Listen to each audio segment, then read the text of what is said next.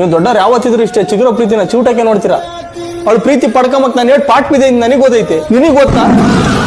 2 ದಿನ ಗಟ್ಲೆ ಊಟ ಬಿಟ್ಟು ನಿಂತ ಫೋನ್ ಕೊಡಿಸೋಣ. ಕಾಲೇಜಲ್ಲಿ ಅವ್ನು ಯಾವನೋ ಬಂದ್ ನಮ್ಮ ಹುಡುಗಿನ ತಿಂಡಿ ಆಯ್ತು ಅಂದಿದ್ಕೆ ಮೂಗನ ರಕ್ತ ಬರಂಗ್ ಒಯ್ದು ಹಣಿಗೆ ರಾಕಿ ಕಟ್ಟಿಸ್ತೆ.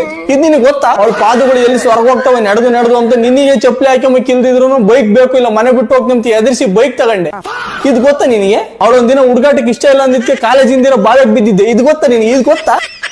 ಕಾಲೇಜಲ್ಲಿ ಅವಳಿಂದ ಯಾರು ಕುತ್ಕೋಬಾರ್ದು ಅಂತ ಹೊಡೆದಾಡಿ ಡಿಬರ್ ಆಗಿದ್ದೆ ಒಂದಿನ. ಗೊತ್ತಾ ನಿನ್ಗಿದು? ಬೆಳಿಗ್ಗೆ 9 ಗಂಟೆವರೆಗೂ ಅವಳು ಬರೋ ದಾರಿನೇ ಕಾದು ಅವಳು ಯಾವ ಕಲರ್ ಡ್ರೆಸ್ ಹಾಕೊಂಡ್ ಬರ್ತಾಳೆ ಅದೇ ಕಲರ್ ಡ್ರೆಸ್ ಹಾಕೊಂಡು ಹೋಗ್ಬೇಕು, ಮ್ಯಾಚ್ ಆಗ್ಬೇಕು ಅಂತ ಹೋಗ್ತಿದ್ದೆ. ಇದು ಗೊತ್ತಾ ನಿನ್ಗೆ? ಅವಳಿಗೆ ಒಂದಿನ ಹುಷಾರಿಲ್ಲ ಅಂತ ಗೊತ್ತಾಗಿ ನಾನು ಮಳೆಲೆ ನೆಂದು ಜ್ವರ ಬರೆಸ್ಕೊಂಡೆ. ಇದು ಗೊತ್ತಾ ಅಪ್ಪಾಜಿ? ಇದು ಗೊತ್ತಾ ನಿನ್ಗೆ?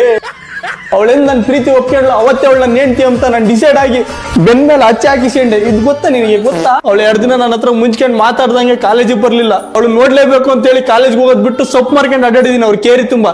ಇದು ಗೊತ್ತಾ ನಿನಗೆ? ಅಷ್ಟೇ ಯಾಕೆ ಮೊನ್ನೆ ಈರುಳ್ಳಿ ಮಾರ್ಕೆ ಒಂದ್ ಬೀರ್ನ 80,000 ದುಡ್ಡಿಕ್ಕಿದ್ದಲ್ಲ, ಅವಳ ಕೈಗೆ ನಾರ್ಮಲ್ ಫೋನ್ ಚೆನ್ನಾಗ್ ಕಾಣಲ್ಲ ಐಫೋನೇ ಬೇಕು ಅಂತ ಕೊಡ್ಸಿದ್ದು ನಾನೇ. ಅಪ್ಪ ಸುಳ್ಳಪ್ಪ ಇದು. ಚಿಯೋ